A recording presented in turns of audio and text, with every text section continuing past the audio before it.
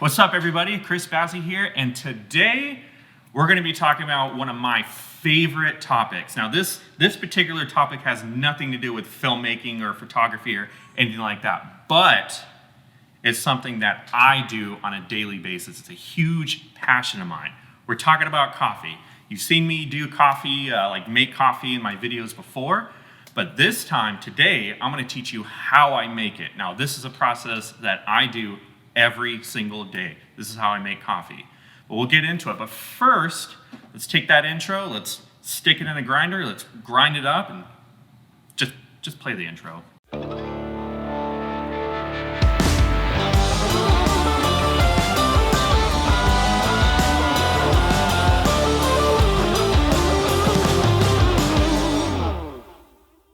Man, that was a sweet intro. I made it, I guess. I don't know. All right.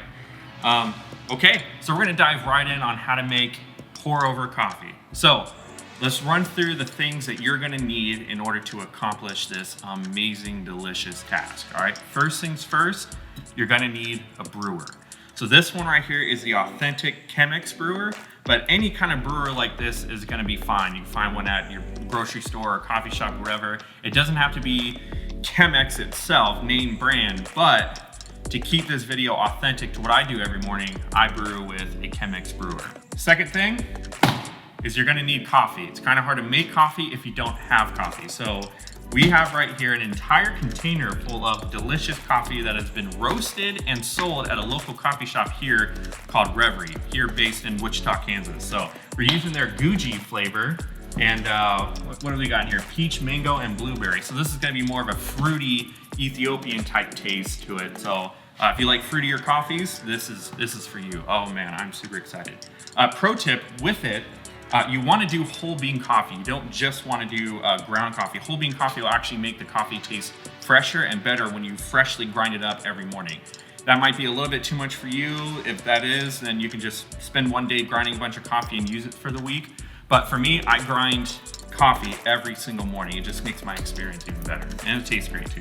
Third, you're gonna need a grinder. So right here we have something called a burr grinder. Now, a grinder that you can adjust the fineness or coarseness will be just extra good, because some coffees require you to either grind it at like a medium or more fine or a more coarse grind. So getting like a burr grinder right here, this is what I have, and it's it's a Cuisinart. I think we paid like 50 bucks for it. So if you're into coffee and you do it every morning, it's a good investment for you. Number 4, whatever number we're on, I don't know. Water. You gotta have water. You gotta have hot water to brew your coffee, unless you like cold coffee, which just stop the video. This is from Walmart. It's like a $10 thing that just heats up water. Optimal water temperature for coffee would be 200 degrees. So let it get to a boiling point, which is 212. Let it sit for about 30 seconds to a minute. It'll kind of drop down that temperature. And then once it hits 200 degrees, you're ready to go. Next thing, we need a gooseneck kettle. Gooseneck kettle helps you to get that precise pour, because with Chemex, with this kind of coffee making, this pour over, precision matters. The way you hit the water, the way you hit those grounds, the way you swivel and you shake it, everything that you do, the hand movements, it all matters. The way the water flows, it matters. This one has a thermometer on the top of it. You don't need anyone that fancy, just gooseneck kettle. Okay, so filters. So these are Chemex branded filters here. Now they come in 2 different flavors. They come in a non-bleached, a natural kind of a raw filter, and they also come in a bleached white filter. Some people have problem with anything that's bleached, so the natural one will be your best. There is no taste difference, in my opinion, between the two.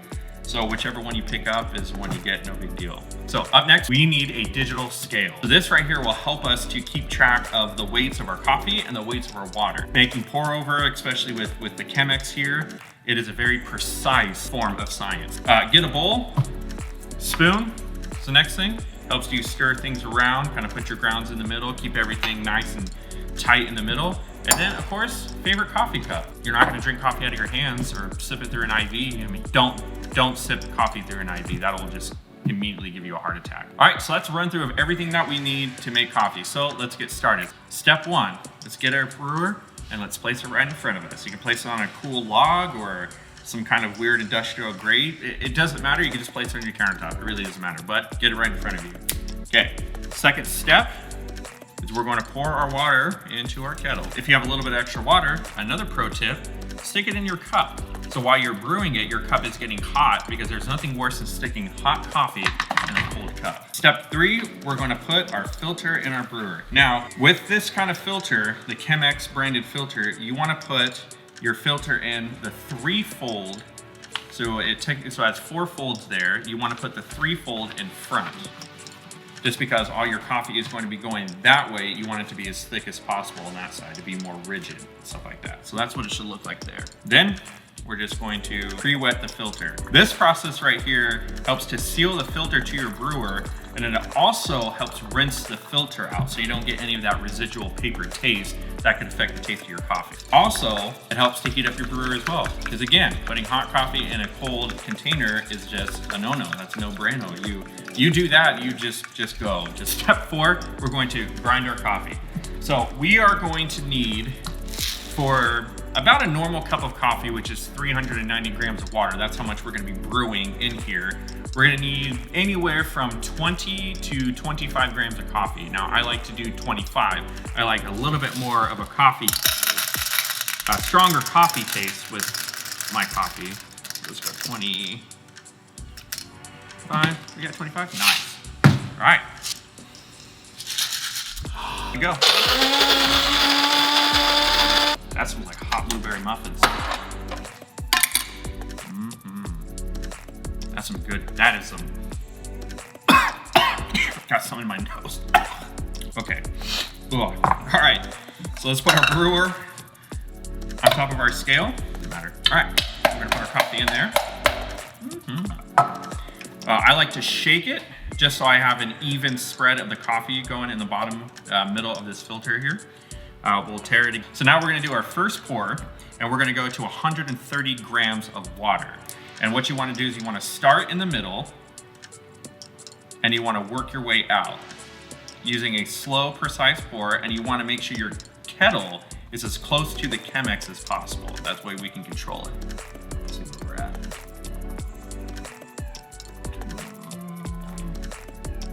Hit it exact. Oh, yeah, got it.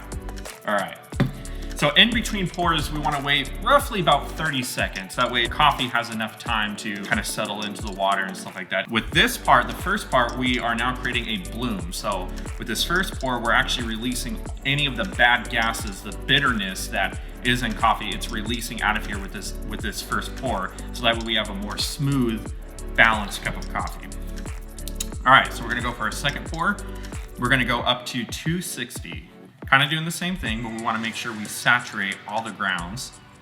Trying to keep away from the edge where we don't hit the filter at all. Again, any extra residual paper taste will affect the taste of the coffee. Oh, all right, I got one over. That's all right. And so with this, I usually go in, I take a spoon, and I kind of just brush them down. Okay, so about 30 seconds has gone by, so now we're gonna do our last pour. So the last number we're gonna hit is gonna be 390. Now with this third pour, I like to do a sweeping motion. And the idea is to try to hit all the dark spots within your coffee here, within the water. The dark spots are actually gonna be the bitter part of your coffee. So you wanna make sure you have an even spread of water around it. That way you get a well-balanced, smooth, tasty, just, I don't know what I'm trying to say, but you know what I mean. And 391. Man, we are not precise on that one. That's all right. Total brewing time for Chemex usually goes around 4.5 minutes. Results may vary, but for me, it's usually around that 4-minute mark that it takes to make coffee. So, I mean, it's a lot of work to make a delicious cup of coffee, but it's totally worth it. I mean, sorry, Keurig, but this coffee tastes better. Hate folders too. It's just not a good taste to me. I like just local roasters. I like to support them. It's just, yeah. All right. So now we wait.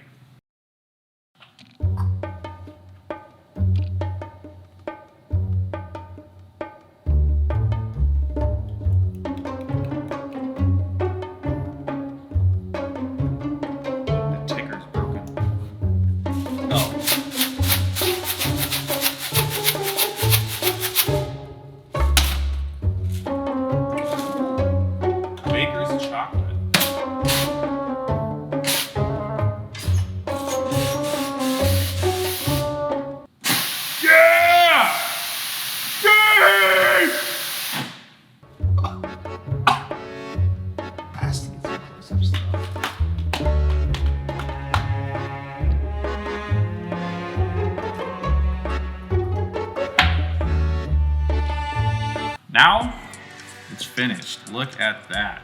So you'll notice that it doesn't look quite good in there. It looks like mud, nasty. It looks like someone just totally dominated in this filter right here. That's actually a good look right there.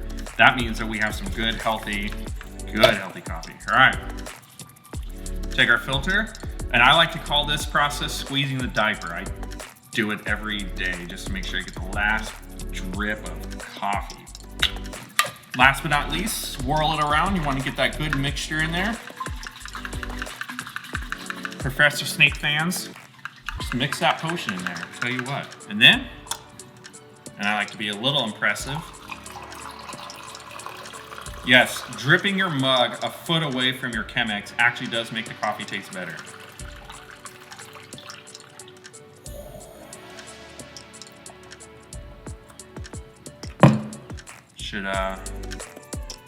This video is brought to you by Speed the Light.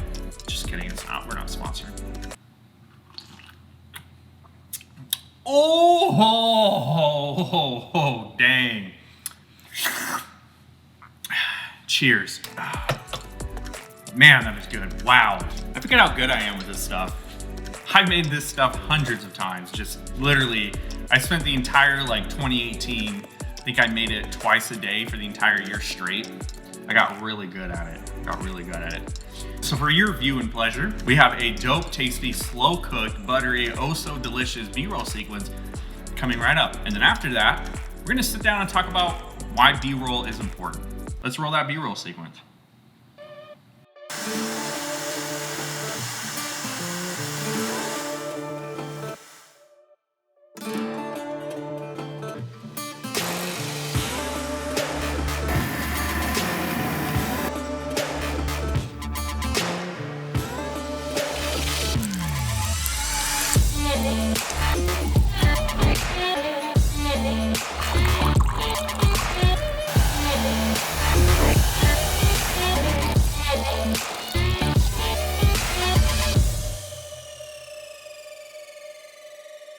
All right, so you may be asking yourself, Chris, what is this term B-roll that I keep hearing? Well, in the cinematography world, B-roll is supplemental footage that is intercut with the main footage. For example, as I was taking you all through the process of how I make coffee, I had a second camera that was shooting various close-ups of items that we were using, or it was acting as a second camera angle just to help keep the pacing of the video there, keep it more interesting, keep you more engaged with what I was talking about. I took those shots and I interwoven them with the main talking head shot just so I can take you, the viewer, your focus, and put it on what I wanted you to focus on. So as I was talking about things, I had close-up shots of it there. So what I'm trying to say is B-roll helps keep your videos interesting. So you can use B-roll in many different ways, many different applications. You can use it to help set up the video that we're about to watch by bringing us to a time, a location, or maybe showing us the introduction of what you're doing and what you're about to take us through in the story. You can also use it as a way to transition us from one time and place to another time and place. And of course, you can also use it as an ender for a huge video, sort of the climax. You can just end that video with a massive, tasty, slow-cooked B-roll sequence. Why not? It's your video. So there are different types and styles of B-roll shooting.